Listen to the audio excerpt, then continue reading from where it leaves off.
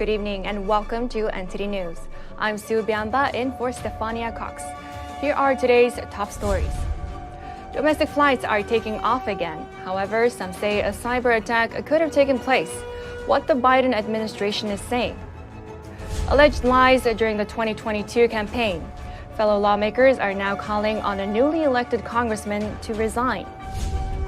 President Biden's aides have reportedly found a second batch of classified documents at a new location, and the White House refusing to answer key questions. Many counties across California are still under evacuation orders, but some residents of a coastal town refuse to leave their homes. The governor of New York is on a mission to reduce emissions, announcing a plan to start banning gas heating by 2025. Could there be a new vaccine mandate for the military? A new document shows updated guidelines for what's called medical countermeasures.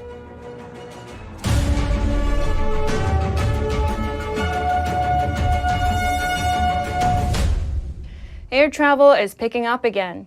After a system crash last night, the FAA grounded all domestic flights for the first time since 9/11. The federal government says it doesn't yet know what caused the outage. Late Tuesday night, the Notice to Air Missions, or NOTAM system, crashed. NOTAM serves as a pilot alerting system. The Federal Aviation Administration, or FAA, grounded all domestic flights in response. This resulted in more than 1,200 flight cancellations and 8,500 delays by Wednesday afternoon. Some are speculating that the system didn't fail by accident. Any indication that there was a cyber attack involved? There's been no direct evidence or indication of that, but we are also not going to rule that out until we have a clearer and better understanding of what's taking place. President Biden on Wednesday morning told reporters that the federal government doesn't know what caused the crash. Planes continued taking off after midday. However, people were still impacted by the system failure. Well, it does make one wonder what would have happened. You would think that the FAA would have pretty solid computer systems, and this is kind of a surprise. I don't remember this ever happening before. Biden has ordered the Transportation Department to investigate the outage. Reporting by Arian Pazdar, NTD News. Various Republicans are calling on newly elected Representative George Santos to resign. They say his campaign lies went too far. A group of senior New York Republicans on Wednesday called on newly elected Representative George Santos to resign from office. They say he repeatedly lied about his past during his campaign. He has no place in the Nassau County Republican Committee, nor should he serve in public service, nor as an elected official. He's not welcome here at Republican headquarters for meetings or at any of our events. He cannot serve anymore. He does not deserve that right.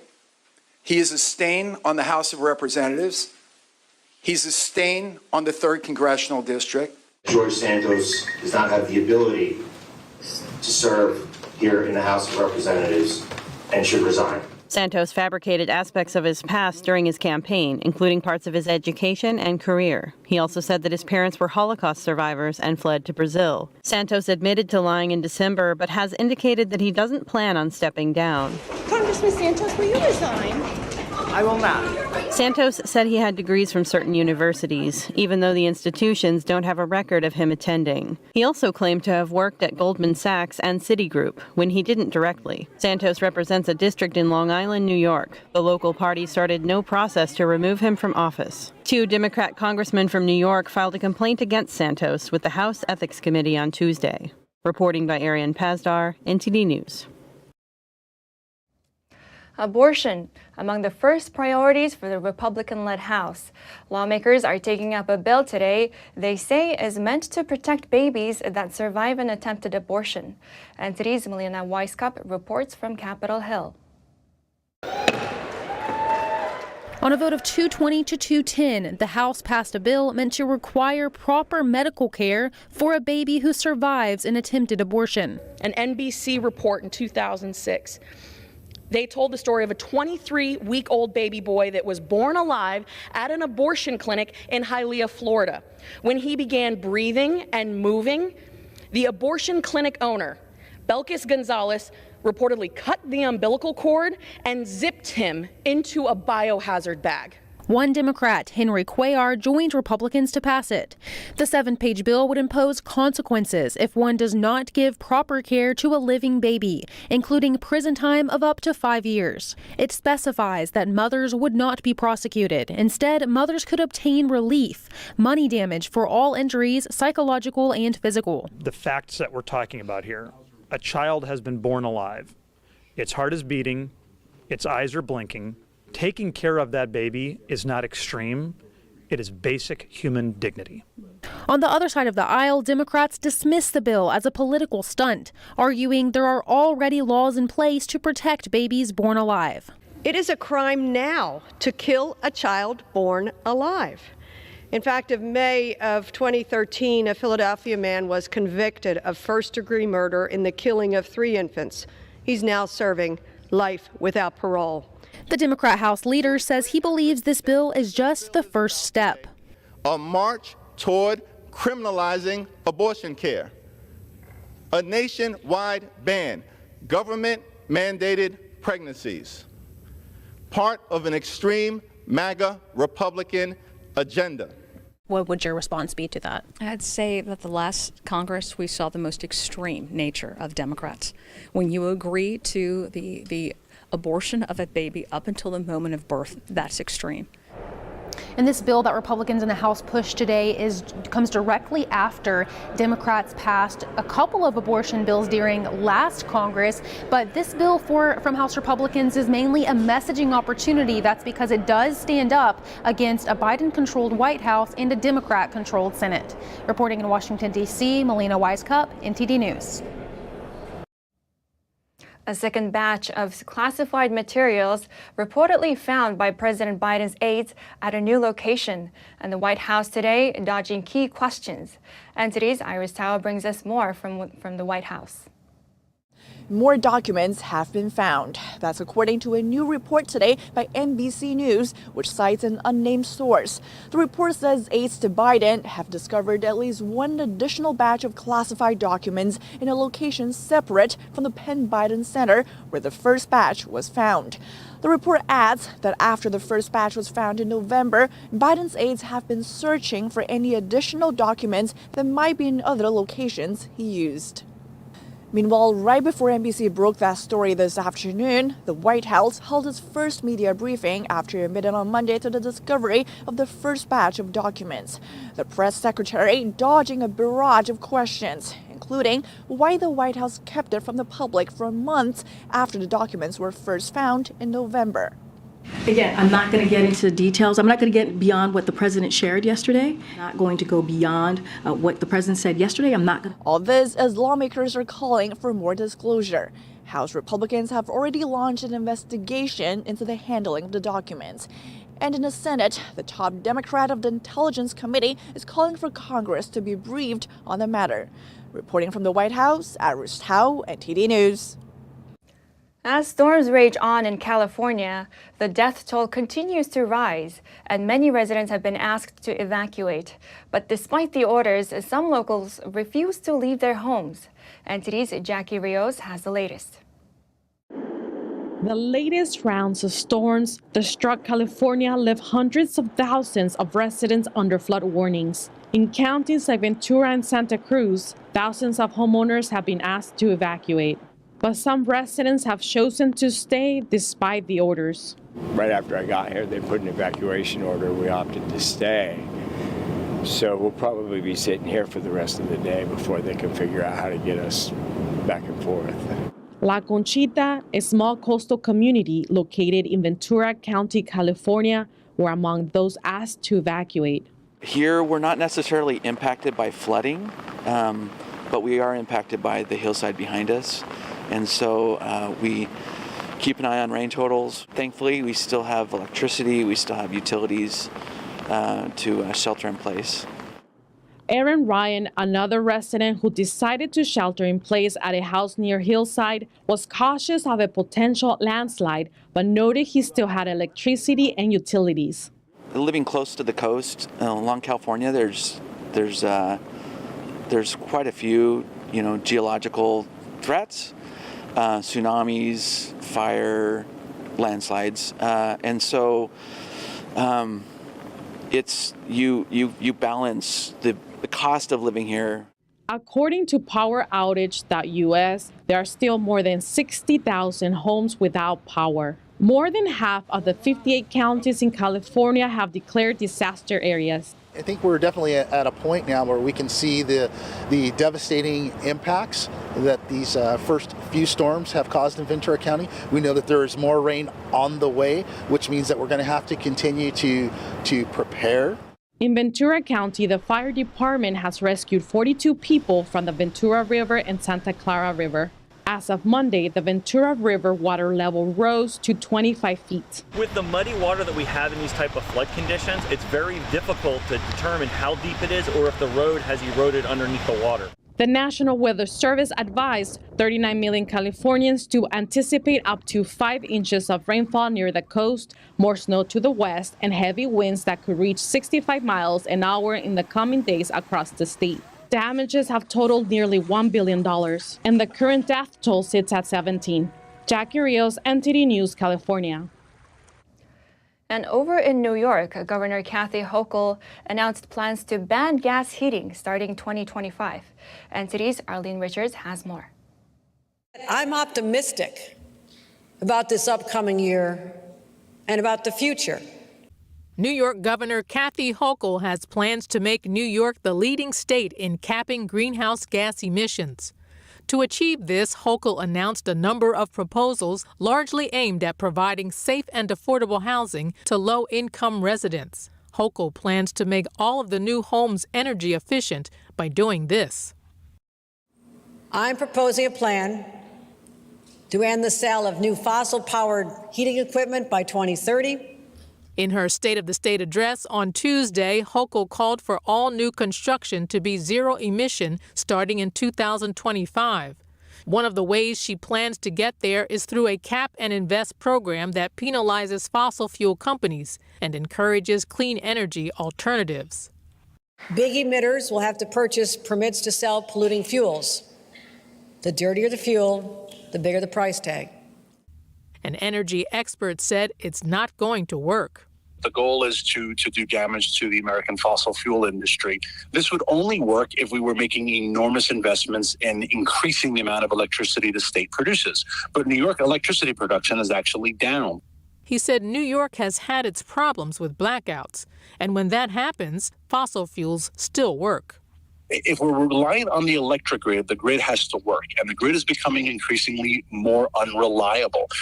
But Hochul's ambitions are consistent with a proposed plan by the Biden administration. Consumer Product Safety Commissioner Richard Trumka Jr. told Bloomberg on Wednesday that gas stove usage is a hidden hazard. The agency is considering banning gas stoves, which have been called a source of indoor pollution linked to childhood asthma. In a series of Twitter posts, Democrats and Republicans sparred over the proposed plan. On Monday, Texas Republican Representative Ronnie Jackson tweeted, "I'll never give up my gas stove," to which New York Congresswoman Alexandria Ocasio-Cortez mockingly replied, "Exposure to NO2 from gas stoves is linked to reduced cognitive performance." A climate and environment expert said banning gas stoves is a bad idea. Basically, you're moving the pollution to another location. If you're producing electricity, the electricity is coming from somewhere, and that's producing emissions. He said electric appliances are less efficient and they cost more. Hochul said her announced proposals are just the tip of the iceberg. She said her 147 policy proposals are contained in a 275-page book. Arlene Richards, NTD News. The United States military dropped its COVID vaccine mandate yesterday, but a newly released document shows more vaccine mandates could be around the corner. NTD's Jason Perry has the story. On Tuesday, Secretary of Defense Lloyd Austin issued a memorandum ending the COVID-19 vaccine mandate for the U.S. military. And on that same day, the Department of Defense announced that troops may need to take rapidly developed vaccines in certain situations. The new guidelines come from the military's Chemical and Biological Defense Program, or CBDP. The aim is to help the military better respond to chemical agents, which could be something like mustard gas or sarin. And also to protect troops from biological agents, which could be viruses, either naturally occurring or man-made. And one of the new approaches listed is for troops to take rapidly produced vaccines and drugs, which it calls medical countermeasures. But it wouldn't just be given to individuals infected by the chemical or biological agent, but to the whole military. The CBDP plans to partner with pharmaceutical companies to better produce the drugs and vaccines. And the CBDP says this new approach allows the military to remain operational, combat ready, or worst case, minimally impacted. Any innovation in medicine, especially when it supports our warfighter, in my belief, is a step in the right direction. I talked to Army veteran Chaz Sampson, who's also the founder and CEO of 7 Principles, which helps veterans with their disability claims. Also, we are very familiar with burn pit exposure. We're used to the herbicide exposure to Agent Orange. These things have been going on for decades and decades. And whenever we can put something in place that corrects that or at least mitigates that, I think, in my belief, is a step in the right direction. He also added this about the new approach. There's a very fine line between personal choice and also, popular governance of a force. So, I really stand neutral on it, to be frank with you. But my personal opinion is that every person should be able to choose what they put into their body, and more importantly, what they feel is best for their own best interest. But the military doesn't necessarily roll like that because there's a bigger issue at stake, if you will. The new CBDP document can be found at defense.gov. We reached out to the Department of Defense, but we haven't heard back yet. Jason Perry, NTD News. Coming up, the death of a Chinese official shining a spotlight on Beijing's darkest secret. We hear from 3 experts. And in the NFL, Bills safety Damar Hamlin continues his remarkable recovery, now at home. NTD's Dave Martin has the story. That and more after this short break.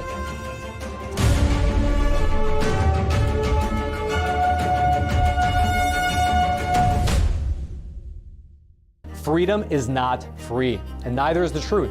In order to bring you the facts, our reporters are out there on the front lines getting the true story. Some of them served 10 years of prison in China. We've been censored on social media. Our Hong Kong printing offices were set on fire, and we've been repeatedly attacked by the Chinese Communist Party. But no matter what, we believe that you deserve the truth, and so we'll continue to bring the truth to light.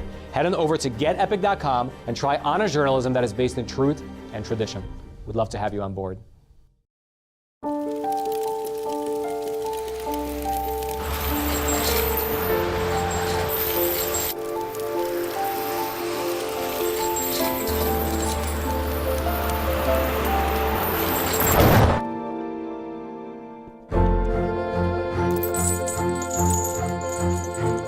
Did you know dragging chains can spark a wildfire?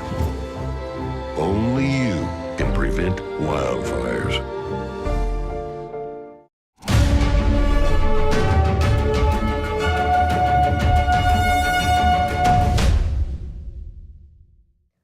An obituary gives us an unexpected glimpse into the true nature of China's organ trafficking market, and it's sparking heated speculations. And today's Xiaohua Li has the story. Over the years, he had struggled with diseases and had many organs replaced in his body. He once joked that many components are not his own anymore.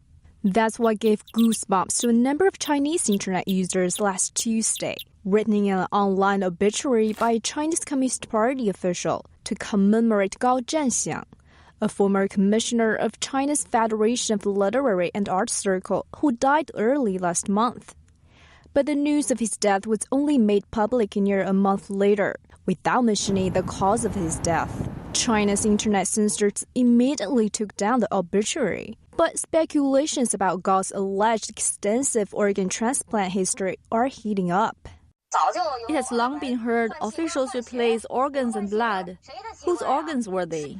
It's widely known in China that senior CCP officials enjoy certain privileges. But it's the first time a CCP official has been revealed as having access to multiple matching organs, each of which could cost someone's life. China affairs analyst Tang Jingyuan calls organ transplantation a welfare within the ranks of high-level CCP officials. We simply calculate what is the total number of officials above the ministerial level in the CCP system.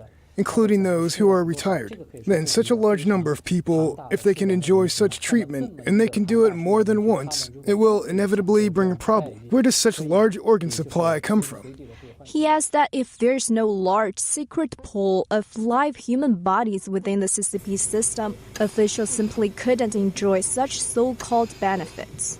This matter is actually a taboo for the CCP, especially about organs transplanted to high-ranking officials. When the forced organ harvesting of Falun Gong practitioners was first revealed in 2006, questions were raised regarding organ transplant abuses by the regime. For decades, China has been accused of harvesting the organs of its citizens by force. The victims are killed in the process, and their organs are used in transplant operations, generating billions of dollars. China is doing somewhere between 60 and 100,000 transplants per year in their country, and they're not reporting them. And again, I think this isn't just a problem of ethics, this is a problem of bad medicine. A latecomer to the field, China currently has the second largest transplant program in the world after the U.S., but without a viable organ donation or distribution system. In the 2020 China Tribunal judgment, it said Falun Gong practitioners have been one and probably the main source of organ supply. Then they're essentially killed on demand for their organs. So somebody that has had, again, multiple organ transplants, that lives to 90, that has had those transplants anywhere in the last 20 years, the likelihood is this official received those organs from the on-demand killing of innocent life. The longevity of senior party members have long been a subject of curiosity in China. But Heng He says as the virus rages in China, greater longevity saw its limits, even with multiple transplants. Around mid-November, there was an outbreak in a hospital in Beijing. These people have long been hospitalized there, have intensive care units and special people to take care of them. But when the virus broke out in the hospital, their advantage of being protected away from the society now becomes a disadvantage. Patients that have a transplant that end up in the hospital, as high as 28% of those patients will die from COVID or from the viral illness. In a post by the American Lung Association, people with compromised immune systems are at higher risk for severe COVID-19, even if they get vaccinated. Those taking immunosuppressants for preventing organ transplant injection are considered immunocompromised. Xiaohua Li, NTD News. Now over to sports news. Here's NTD's Dave Martin with today's top stories. Thank you, Sue. Bills safety Damar Hamlin is headed home. The 24-year-old who went to cardiac arrest on the field just 9 days ago is being discharged today from a hospital in Buffalo. Hamlin flew to Buffalo Monday after spending a week at a Cincinnati hospital where he made what doctors called a remarkable recovery. Hamlin is now at home with his family after going through a comprehensive medical evaluation for the past 2 days.